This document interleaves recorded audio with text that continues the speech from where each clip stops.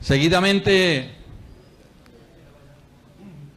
vamos a tener la oportunidad de escuchar al compañero presidente del Sindicato Nacional de los Trabajadores de la Educación de México, un poderoso sindicato en número, en cantidad, en calidad, en propuestas, que tienen una gran experiencia, un sindicato que pesa en América Latina, en la IAL, en la IE, y que bueno, vamos a recibirlos, y el profesor, el compañero Juan Díaz de la Torre, nos va a acompañar en su disertación.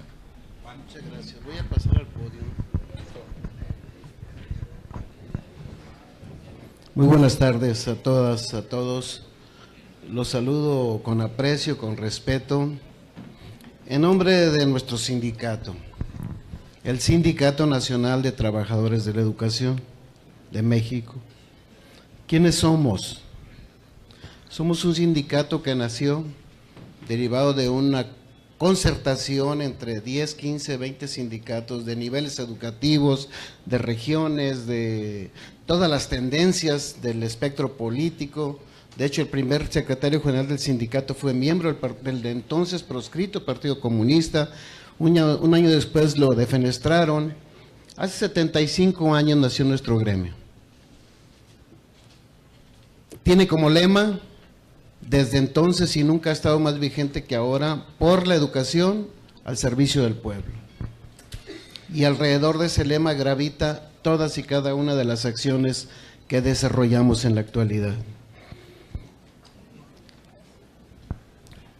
Un sindicato que tiene 2 millones, es un sindicato único nacional, 2 millones de trabajadores, 1.200.000 en educación básica y el resto en trabajadores de apoyo y asistencia a la educación y de educación superior.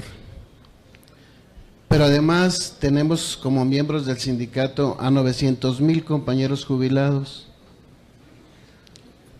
Somos un sindicato que tiene a su cargo la quinta matrícula más grande del mundo. Atendemos a 35 millones de chicos en nuestras aulas, en más de 250.000 comunidades. 1.200.000 de los nuestros trabajan en básica. Y si faltara algo, tenemos más de 3.000 kilómetros de frontera con los Estados Unidos de Norteamérica. De hecho, una gran parte de nuestros compañeros que viven en las entidades donde se hace frontera, su vida para surtir su despensa, no sé si se dice aquí esto, la mercancía de lo que comes, la adquieres en San Diego, en Phoenix, en McAllen, en Estados Unidos, no digamos la ropa que usan los compañeros. Es un mundo, ese es un mundo. Le he pedido al compañero José Luis que me acompañara, que es el líder de los maestros en una de esas entidades. Por favor, ponte de pie, José Luis. Gracias. Le pedí que estuviera porque quiero citarlo como secretario general de una entidad como esa. El flujo de recursos que esta sección maneja, primero es un estado industrializado, es un estado con una economía muy potente. De hecho, ahorita hablaré del sur, miles y miles de mexicanos se trasladan permanentemente a Monterrey, a Nuevo León, en la entidad, porque representa para ellos el sueño americano sin visa, a trabajar en mejores condiciones de vida, mejores salarios, mejores prestaciones, en donde puedan tener la posibilidad de acceder a la seguridad, al agua potable, al drenaje, en fin, es una entidad muy fuerte. Y esta sección maneja en promedio alrededor de 4,000 millones de pesos anuales en su flujo. ¿Cuánto es esto para traducirlo a dólares? Pues 4,400, 200 millones de dólares la sección que maneja autónomamente. Y tiene un patrimonio acumulado en sus años de lucha de alrededor de Son 500 millones de pesos que representan 25 millones de dólares más o menos. Y le pedí también que nos acompañara a la maestra Victoria. Ella es la secretaria general de una sección en el estado de Oaxaca que a muchos de ustedes les debe de resultar conocido. Por favor, Vicky. Es una sección, esos son pocos compañeros en Oaxaca, 2.500. Todos los días, sin exageración, se juegan la vida. Porque hay otro grupo de compañeros que no aceptan la forma que están luchando los compañeros. Hay vejaciones, hay prácticas polpotianas, y por supuesto impedimento a que los compañeros realicen un trabajo desde otra perspectiva. ¿Cómo han sobrevivido? En alianza estratégica con los padres de familia. Con los padres de familia. Es una sección en que esa entidad Oaxaca, si preguntáramos cuánto la invierte en educación a su sistema de educación pública, ni un centavo, ni un 5, sino que vive de la federación. Si pensamos, bueno, pero la táctica o la estrategia de lucha de movilización, negociación, movilización, que tiene 30 años en Oaxaca, bueno, pues ha producido un mapa prestacional para los trabajadores por encima de todo el país. No es así. Están en los últimos lugares. O sea, bueno, prestaciones no, pero la infraestructura educativa es extraordinaria, de primer mundo, en los últimos lugares. Bueno, ni infraestructura ni prestaciones, pero sí indicadores educativos de calidad para nuestros chicos. En un país pobre, digo, en un estado tan pobre, está en los últimos lugares. Esos son los hechos. Le pedí también a un joven secretario general en el centro norte del país, Zacatecas, gracias Oscar, por acompañarnos. Pero lo cito porque a partir de lo que voy a decir, que nada de lo que voy a decir en mi primera parte es desconocido por nadie aquí. Algunos tienen que ver con las referencias que hizo Fátima, que hace Guillermo Sherping. Después de lo abrumador que resulta escuchar todo esto y incorporar otros temas de nuestra parte, que son los mismos que campean por el mundo. Hablaré de nosotros qué estamos haciendo, no diciendo. Tenemos un lema que dice hacer que las cosas sucedan. Y estamos haciendo muchas cosas que son las que queremos compartir con ustedes. Y finalmente, que es coincidente con lo que dice Fátima, nos dijo Fátima y Guillermo, pues cuál es el desafío para el futuro, pero el futuro que ya empezó ayer. A todos nosotros, los maestros del mundo, nos gusta reunirnos, lo hacemos con gusto y nos escuchamos con mucho interés, porque hay un sentimiento de identidad, de pertenencia, de colectivo, de fuerza,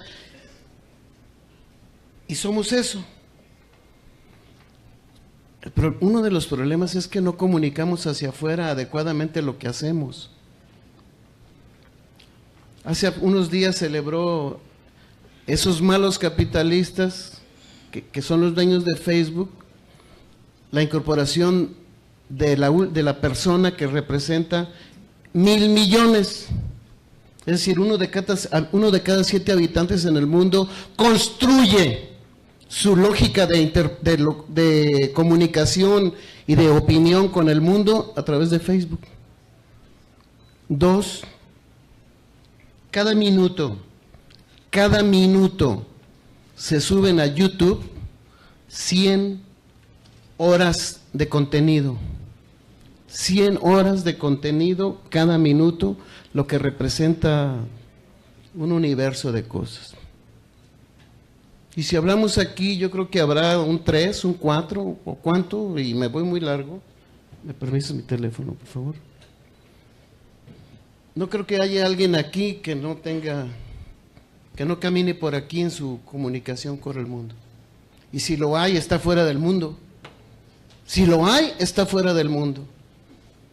Porque es desde aquí, desde estas plataformas, desde donde efectivamente todo el gran capital mundial se generan y en los hechos se toman las determinaciones. ¿O cómo no le damos la razón, cómo los criticamos y no podemos vivir sin esto al mismo tiempo? Más, esto es lo que estamos comiendo, compañeros. Entonces, hay una realidad contundente. Nos lastima, nos lacera, se va a decir, nos encabrona. Pero está ahí y es una realidad que debemos de identificar.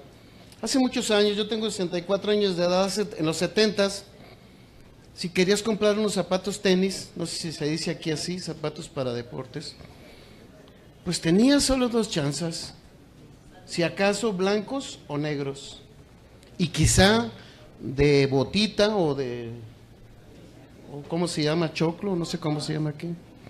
Hoy, si quieres ir a comprar unos tenis, vas a cualquier mall o tienda, supermercado, departamental, no sé cómo se llamen aquí, te dicen, quiero unos tenis. ¿Para qué los quiere?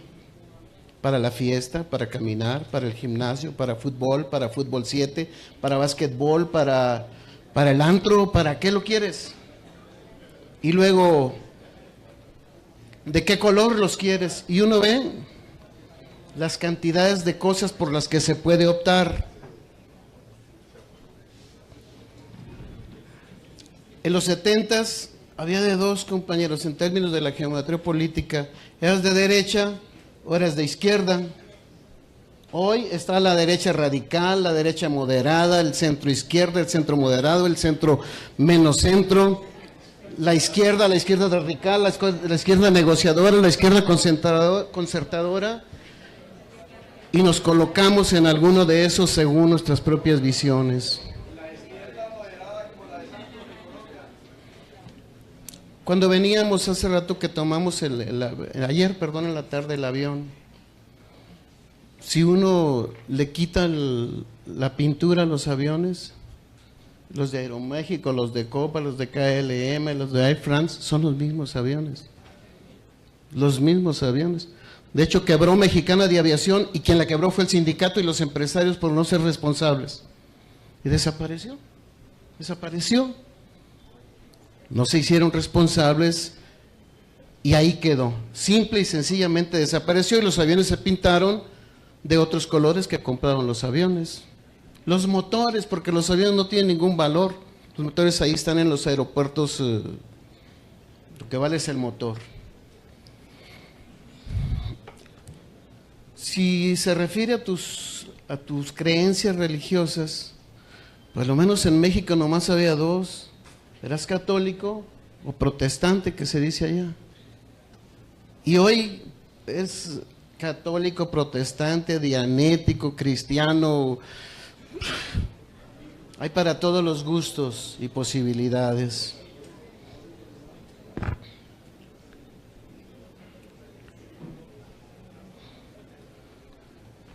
Los uniformes deportivos de nuestros hijos, de nosotros y de los futbolistas, de la Selección Nacional de Colombia y los de México, son la misma marca. Son la misma marca, igual y de otra, pero en términos generales es lo mismo. Quiero llegar a esto porque sería casi infinito. Entras a cualquier tienda, quienes como Guillermo, Fátima, que hemos tenido el privilegio extraordinario de habernos encontrado en otra parte del mundo hablando de esto, tú entras a cualquier tienda y si no quieres pensar que estás en Medellín o en Colombia o en Santiago, adentro se vende lo que se vende en París, en Madrid, es lo mismo. Las mismas marcas, los mismos, todo es lo mismo. Es decir, esa es la realidad. Y queremos mucho estar en esa realidad. Le preguntaba ayer al taxista, ¿qué marca es este carro? Hyundai. Son coreanos. Y me dice él por su cuenta, aquí los dos principales son Hyundai y Chevrolet. Nosotros en México, a propósito de los 3,000 kilómetros de frontera, tenemos 15 millones de mexicanos en Estados Unidos, que hoy el señor que trabaja ya como presidente dice, pues se van. mientras se fueron para allá, después del Tratado de Libre Comercio, no dijimos nada, porque representaba que el jefe de familia se fuera y enviara remesas, que le llamamos, para la manutención de su familia, y representa el turismo, las remesas de los inmigrantes, la industria automotriz y petróleos mexicanos. De eso vive México, de eso vive, es decir, afortunadamente ya no dependemos solo del petróleo.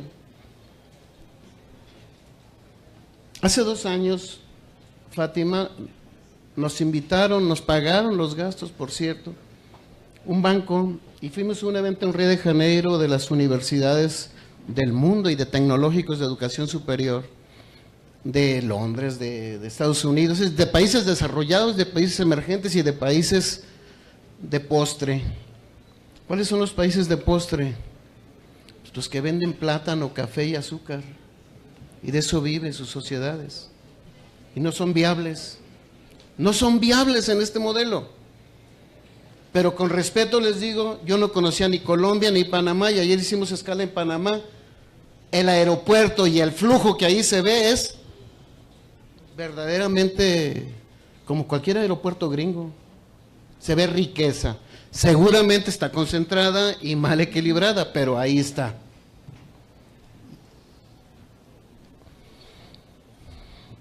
Toda esa realidad es la que define mucho, perdón, voy a citarlo de Río de Janeiro para no perderme, universidades de todo tipo y posicionamiento ideológico. Al final, compañeros, ya en la clausura, después de que hablan los personajes importantes, nos dicen que va a hablar una persona muy importante, una mujer, por cierto, va al podium y nos dice que se apellida Kennedy. Es la hija de Robert Kennedy, aquel Robert Kennedy. Y nos dice, cuando mi tío fue presidente, acabó con la visión de los Estados Unidos, que significaba apoyos a los militares en nuestros países para desde ahí ejercer del control. Y todos tenemos, o la inmensa mayoría conoce esas experiencias. Y si no, el otoño del patriarca, ¿no? O sea, cualquiera de esos entonces es ese, está descrito ahí en un solo personaje todo.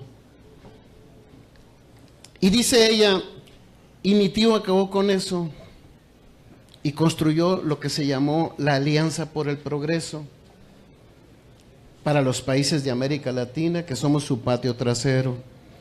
¿Y eso qué significaba? Dejar las armas e ir por el dinero.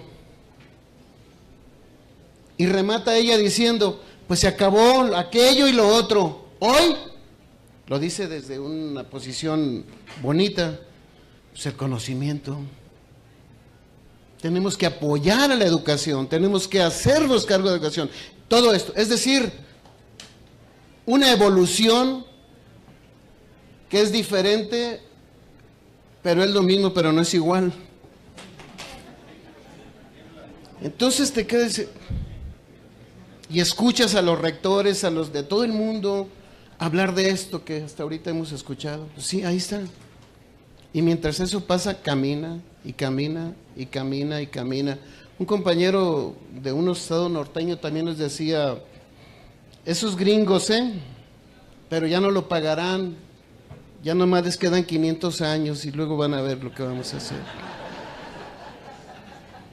Entonces,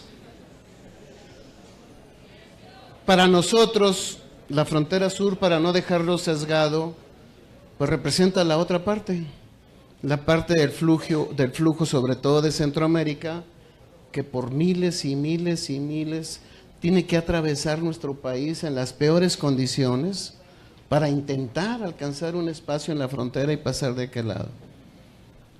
Esa es una realidad. Pero al mismo tiempo, en los últimos 2 años, uno observa que para los que somos viejos es inconcebible. Se hizo una pasarela de modas en Cuba, en La Habana, de Chanel. Y si eso no fuera poco, un poquito antes, un poquito después, van los ídolos de los que somos setenteros, los Rolling Stones. Y un poquito antes, pues ver Papa también, pues. Esa es la realidad del mundo, señores. Y entonces, lo que surge, entre otras cosas, de estas realidades, son los llamados populismos. Y son de izquierda y son de derecha. El populismo de derecha, que sus enemigos son los migrantes. El populismo de izquierda, que sus enemigos son los poderosos. El populismo intermedio, que pueden ser los poderosos o los pobres, pero los que estén en el poder hay que tumbarlos. Y la gente, la sociedad en general, en este mundo de posmodernidad, ¿cuál fue la palabra que se determinó que fuera la palabra del año 2016? ¿Alguien la conoce? La posverdad. Si buscamos, le preguntamos a este señor que casi sabe todo, no todo lo sabe bien, pero le preguntamos al señor Google, póngale posverdad ahorita y ¿qué va a aparecer? Se está posicionando frente a la realidad real que nosotros vemos, vivimos, construimos, enfrentamos todos los días y que no logramos posicionar. Se está posicionando la realidad alternativa en la que se mueve todo el mundo. La noticia de ayer ya no existe, no vale, lo dijo extraordinariamente Fátima. Todo el mundo estuvimos así, todo el mundo, o cuando menos los interesados, que son el mundo a partir de los más media. ¿Qué va a pasar con el proceso de paz? ¿Qué pasó? Y los dejaste solos y los británicos dijeron nos vamos. Y los dejaste solos y los habitantes del centro de los Estados Unidos, viejos, blancos, eligieron lo que eligieron. Loco, pues ni tan loco lo eligieron, o todos tan locos porque lo eligió la mayoría, ¿eh? Y ahí ni cómo alegar fraude.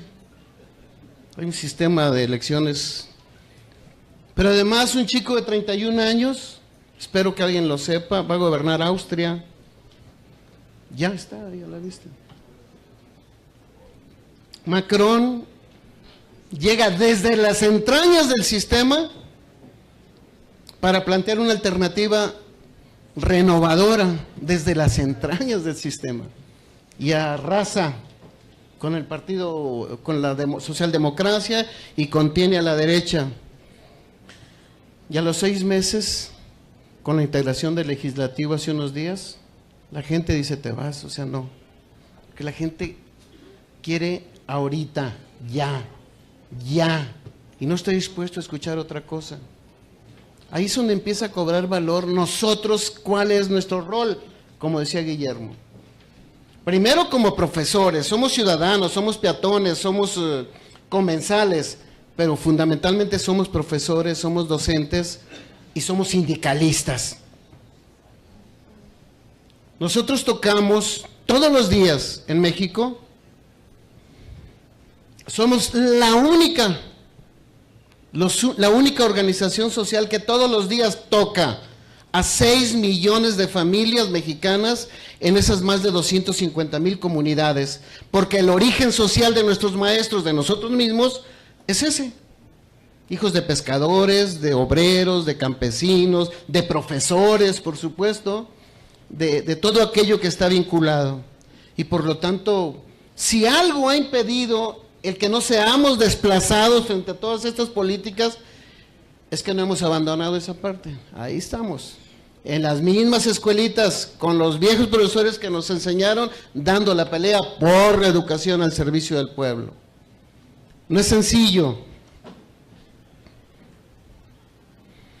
Sí, coincido con Fátima, tenemos que identificar la globalidad. De hecho, en mucho queremos estar en ella, en otras cosas no nos gusta, pero también tenemos que, coincido totalmente con ella, identificar la localidad y cómo desde nuestra localidad competir en el mundo. En otras palabras, subirnos al tren. Y es obvio que en este momento no podemos conducir ese tren. Por lo que estamos luchando es por mantenernos en el tren Y de ser posible no ir en el último vagón, sino irnos para hacer una fuerza social que acredite en los momentos adecuados ser una fuerza política para que surte efectos, para que esto cambie. Palabras, no, hechos se tienen que realizar. Yo les digo algo antes de, casi por entrar al tema de nosotros, ¿qué estamos haciendo? Efectivamente, el Banco Mundial, y eso hay que tenerlo claro, no se necesita ser un gran estudioso para entender que los embates vienen desde la desprofesionalización, los recortes presupuestales, mercantilización y privatización. Esos son los ejes.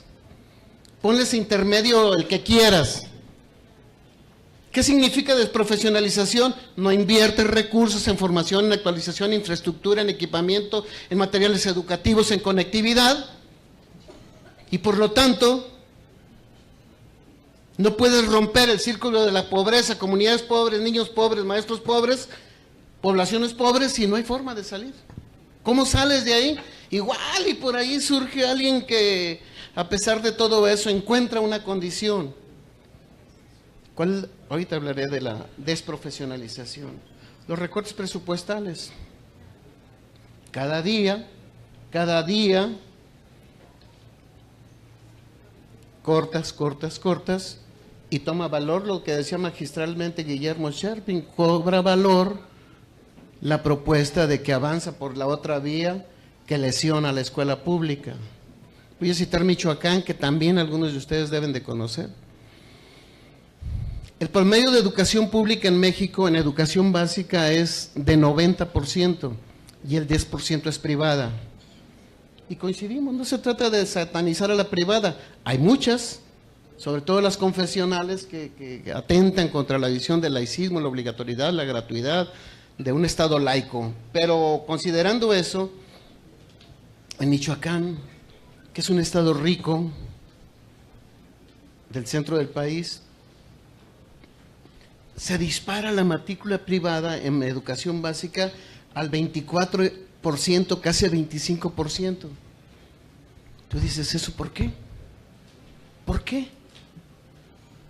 Ahorita diré que en Oaxaca no ha pasado eso, se mantiene entre el 8, 9, 10.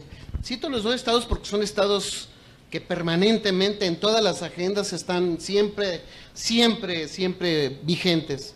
928 organizaciones sociales existen en Oaxaca. Júntase a 20, demanda la interlocución y échale. Júntase a 40 de estos, 928. ¿Qué genera, entre otras cosas? No genera desarrollo y al mismo tiempo consolida las prácticas caciquiles. Consolida. Caciques que están ahí y te ofrecen. Yo tengo 15,000, son 15. Pero échale. ¿Para cuál agenda? Para ir a esta marcha, para ir a aquella, lo que sea. Michoacán. ¿Cómo te preguntas? ¿Cómo subió al 24%? Porque en los días que el magisterio, si sumamos los días que no ha habido clase en los últimos 7 años, ahí, en Michoacán, equivale a que un ciclo escolar no hubiera habido clase. Es decir, los chicos pierden un ciclo escolar en 7 años. Como es un estado rico, ¿qué hacen los padres? Como nos interpela la globalidad a todos, desde del perfil del egresado del jardín de niños hasta la universidad, lo que el padre quiere es que mi hijo esté en condiciones de incorporarse al mercado laboral, que tenga posibilidades de construirse, de armar una familia, de salir del círculo de la pobreza. ¿Qué está haciendo la gente? Dejar de comer carne quizá, o tomar menos cerveza, no sé, y meter a sus hijos a la escuela privada. En Oaxaca no, a pesar de que son más los días de paro. ¿Por qué? Porque Oaxaca no tiene dinero. No tiene dinero. Entonces esa marginación centenaria, en el que casi el 80%, no sé cuánto es, Vicky, si cito bien, es población indígena, en que la mayoría de los municipios ahí se rigen por usos y costumbres, entonces está condenada a quedar ahí. ¿Cómo armonizas esto? ¿Cómo armonizas Nuevo León? En que los profesores en Nuevo León se enferman de algo, van asisten y tienen a los mejores servicios médicos que puede ofrecer el Estado mexicano, sea privado, sea público, sea lo que sea, asisten a un servicio médico de primer mundo. ¿Por qué en Oaxaca no crece la educación privada? Porque no hay dinero. El padre de familia, ¿qué dice? Aquí me quedo, no hay otra. Ahora, emigro. Sí, pero si no tienes perfil, ¿a dónde vas? En México, a los cinturones de miseria, o el chico ¿a dónde va a ir? En fin, esto es en muchas otras cosas, el cómo funcionamos. Nosotros hemos tenido desde el 43 que nacimos a la fecha 3 grandes crisis como sindicato.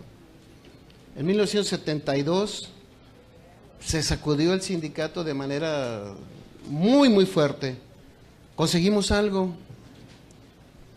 que los trabajadores de base, los profesores del aula, tuvieran chance de alcanzar la dirigencia. Porque hasta antes de eso, el ejercicio caciquil, el ejercicio de dirección centralizada, vertical, autoritaria, no daba posibilidades. Se genera un movimiento y de los avances que hubo, que en aquel entonces, ahorita pareciera ser cualquier cosa, pero en aquel entonces era un mérito extraordinario, pasó. En 1989 sufrimos la otra crisis, porque nos alimentaron desde el gobierno, y ustedes lo saben, gobierno es gobierno siempre, compañeras y compañeros. Pues en rojos, amarillos, verdes, azules, como sea. Unos quieren mucho, otros dicen que nos quieren, otros nos soportan, otros nos aborrecen, pero nunca será la agenda de cualquier gobierno la agenda de los trabajadores. Entonces, ¿cómo llegó Walesa a Polonia? Pues con la ayuda del Papa, si no, ¿cómo sería posible considerar que Lech Walesa hubiera sido presidente de Polonia sin tener los apoyos de las estructuras del poder? En el 89, 600,000 profesores de los nuestros en las calles, reclamando democracia sindical. ¿Qué avance trajimos con esa crisis? 5. Nos desincorporativizamos de un partido político y decimos, se reconoce la libertad de militancia de cualquiera. Por poco nos cuesta desde el poder la muerte, pero ¿qué hay? ¿A dónde van? ¿Qué les pasa? Segundo, se reconocen el ejercicio de las minorías para disputar el poder sindical y trae consigo que los que son minorías puedan proporcionalmente incorporarse a la dirigencia en todos los niveles, según lo que alcancen a... Luego, trajimos algo que hoy ya no, pareciera que no, ¿qué representa eso? Pero en aquel entonces sí, el voto directo y secreto para elegir a los dirigentes, y no se elige hoy a mano alzada nada en el sindicato.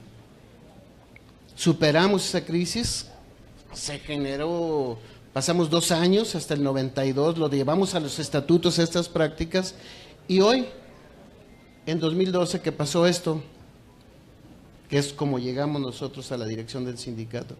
¿Cuál fue la diferencia? No hay y no hubo una disputa de las corrientes políticas por el poder del sindicato, sino un embate desde fuera relacionado con la reforma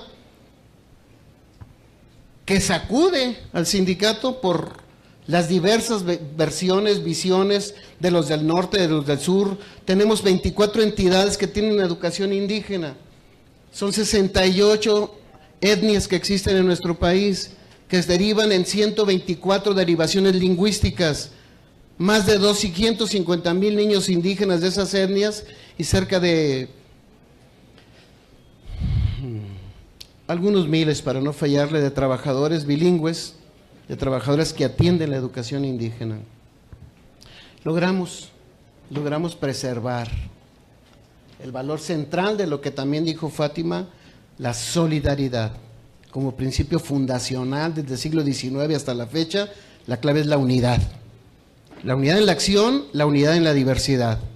Pero al final, si hay claridad sobre lo que el movimiento sindicalista representa, no solo hay que defenderlo, hay que impulsarlo y eso significa siempre estar negociando entre las fuerzas, siempre.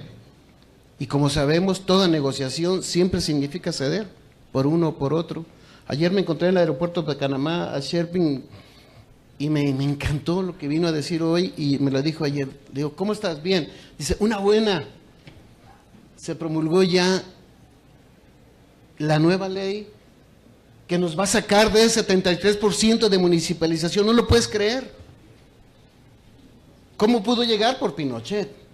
Ya han luchado y luchado y luchado, pero me dice, no sé si puedo citarlo porque no lo dijiste, es gradual, pero está legislado y va en serio.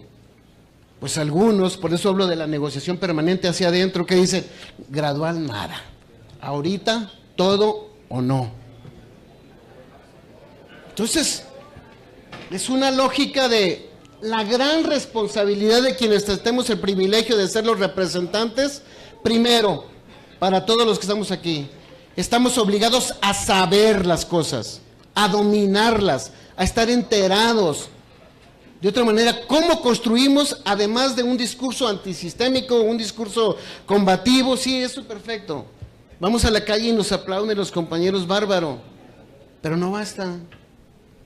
Tenemos que saber capacitarnos para poder desde ahí construir colectivamente cuál es la estrategia. Frente al gobierno, como dice la IA, y nos parece extraordinario el documento y les pido que lo hagan. ¿Cuál es la posición que hay que asumir? ¿A favor y en contra? ¿Cuándo a favor? En nuestro caso, cuando plantea una política pública que en los hechos reivindique y defienda la escuela pública mexicana contenida en el tercero constitucional, que dice obligatoria, laica y gratuita. ¿Y cuándo en contra? Cuando alguna de las decisiones lastime algunas de las prestaciones y derechos que ya tenemos sin rubor. Aquí no vamos. No podemos ser ni colaboracionistas, ni reventar. Ni reventar. Y nuestra práctica ha sido desde siempre identificación del tema, construcción de reflexión, propuesta, planteamiento de mesa, negociación, acuerdo, y va de nuevo otra vez. 3,000 prestaciones tenemos en general, acumulados durante muchos años. Hay cuando menos casi la mitad de todos los maestros de esos 2 millones que tienen negociado por nosotros, por los gobiernos, aproximadamente, además del salario natural que se negocia cada año, se negocian prestaciones específicas. Esa mitad tiene aproximadamente entre 100 y 150 días adicionales de trabajo. Aquí negociamos que 3 días de organización del ciclo escolar. Es decir, antes de que entren los niños, los padres nos reunimos a construir el ciclo y échale 3 días. Aguinaldo, 90 días de aguinaldo. Unos vamos en 40, otros ya van en 90, está muy sesgado porque hay estados que no tienen. ¿Cómo le pone Oaxaca al aguinaldo? Pero el Estado de México es un estado rico, ponle. Hay que ponerle. Voy concluyendo. Y el tercero, la mercantilización. La mercantilización. Tenemos adversarios muy poderosos, efectivamente, dueños de gran parte del dinero, son pocos pero poderosos. Y al escuchar ahorita lo que estaba escuchando a Fátima, así es. Todos los días a las 7 de la mañana y a las 10 de la noche, cuando la gente se despierta y cuando regresa a su casa, ahí hay algo contra los maestros. Contra los maestros, contra la educación pública, la despersonalización, la satanización, todo. Todo. ¿Qué tienes que hacer? Llamar a los compañeros, primero entender el fenómeno y saber cómo ataca la desprofesionalización. Profesionalizándote. Tenemos un sistema de desarrollo profesional que creamos nosotros con nuestra cuenta por el que pasan voluntaria y gratuitamente 500,000 de nuestros compañeros.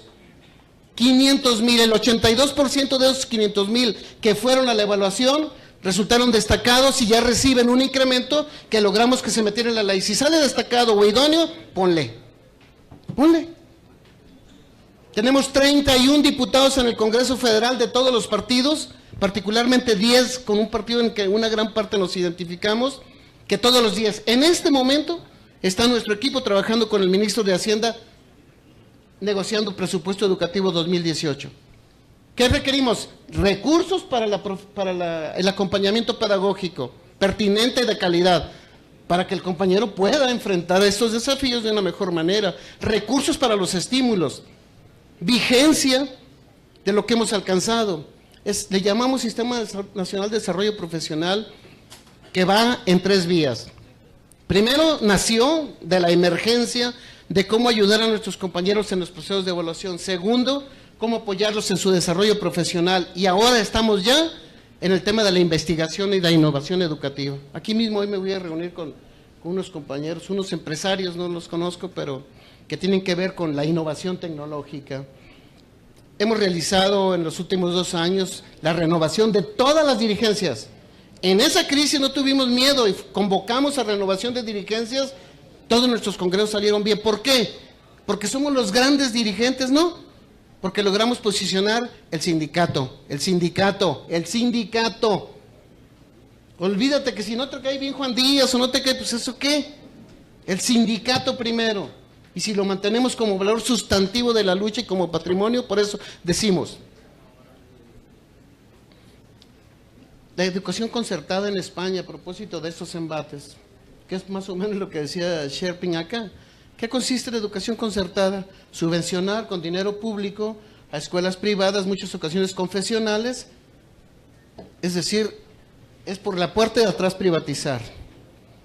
La AFT, que es un sindicato con el que tenemos muy buenas relaciones en Estados Unidos, son 2 millones de trabajadores, se la jugó a fondo con la Hillary, a fondo, no ahí cuidándose. ¿Qué pasó al llegar este señor? ¿Quién crees que es la secretaria de Educación? La dueña de Amway, que tiene 20 años trabajando, invirtiendo recursos a la educación privada, pues ahí está, ella es. Más le sumas las llamadas escuelas charter, que son otra cosa más que un ataque. O los grandes medios de comunicación en México están impulsando lo que decía Guillermo, el bono educativo, que es exactamente lo mismo. Tú tienes padre, a ti te tocan por lo que invertimos en educación, te tocan 3 pesos. Aquí están y tú metes a tus hijos donde quieras. En pocas palabras, hay un embate real, compañeros. ¿Cómo damos esta defensa? Tenemos 17 plataformas digitales, un canal de televisión en internet, un observatorio público de transparencia e información. Todos nuestros eventos los transmitimos en vivo. Tenemos un observatorio público de transparencia donde rendimos cuentas a nuestros compañeros absolutamente de todo. Construimos nuestra lógica estratégica a partir de un análisis de campo de fuerzas, cuáles son nuestras debilidades, nuestras amenazas, nuestras fortalezas y nuestras áreas de oportunidad, que pasan por cercanía de los dirigentes con los trabajadores. Nos hemos aburguesado algunos. 2, comunicar adecuadamente lo que hacemos. 3, rendirles cuentas de sus recursos. 4, ofrecerles servicios que permita que el compañero, además de lo que obtenemos del gobierno, vea en el sindicato una posibilidad de... 4, calidad y equidad educativa. No de la reforma, tenemos 20 años nosotros en nuestro pliego general de demandas queremos calidad. Posicionas el tema, ahora échale, dice Guillermo, échale para la calidad, no solo porque está en la ley. Calidad educativa. Y otro tema, la certeza laboral.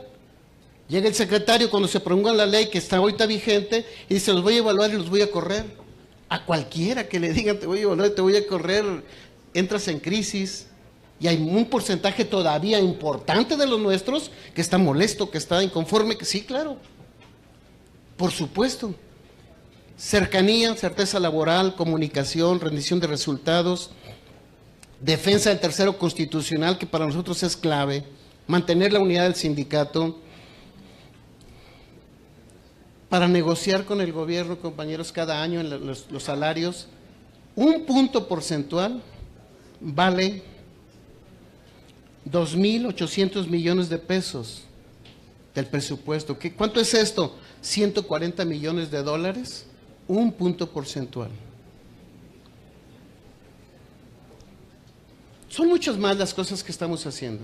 Queremos compartirlo. Sabemos perfectamente que esta lógica o esta estrategia no gusta a unos, gusta a otros, pero al final de cuentas lo importante es que entendamos que sindicatos somos todo. Este valor de que el Colegio de Profesores de Chile sea hoy un auténtico sindicato por ley, cambia el mundo de los profesores chilenos. Solidaridad, coincido con Fátima, es la clave. la inequidad. Quiero anunciar aquí, aunque todavía no lo hacemos público en México, en nuestro próximo Congreso Nacional del próximo año vamos a establecer por estatuto una cuota de género. No es posible que solo haya una mujer aquí. Una cuota de género que permita tantas mujeres y tantos jóvenes. De otra manera, ¿cómo le das a la transformación de la organización? ¿Qué dice la IE? Transformarnos, acercarnos a la gente, con el gobierno pelearnos o apoyar. En fin, solidaridad, mujeres. Hay mucho más, pero les agradezco mucho. Podríamos pasarnos aquí horas y horas hablando de esto, pero fraternalmente les saludo a todas y a todos y les deseo lo mejor a la Federación. Muchas gracias.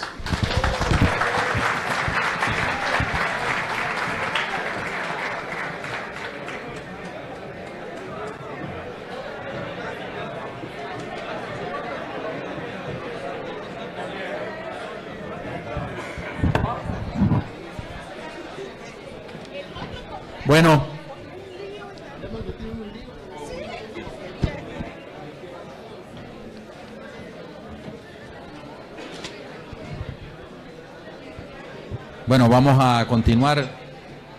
Agradecerle al maestro Juan Díaz su intervención, la información de lo que le habíamos manifestado. 2 millones de afiliados, de los cuales 1.200.000 son maestros y maestras, la quinta matrícula del mundo. Nos referencia el compañero Juan Díaz a los miembros de la delegación del CENTE a través de un relacionamiento en la que hace de los quehaceres de cada uno de ellos en sus respectivas regiones.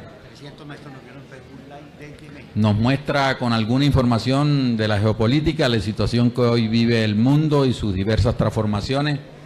Pero igualmente el profesor Díaz nos hace recabar cómo el fenómeno de la globalización se manifiesta en las diversas latitudes. Nos describe la táctica y la metodología de cómo han logrado incidir y trabajar en la negociación colectiva y el relacionamiento con el gobierno.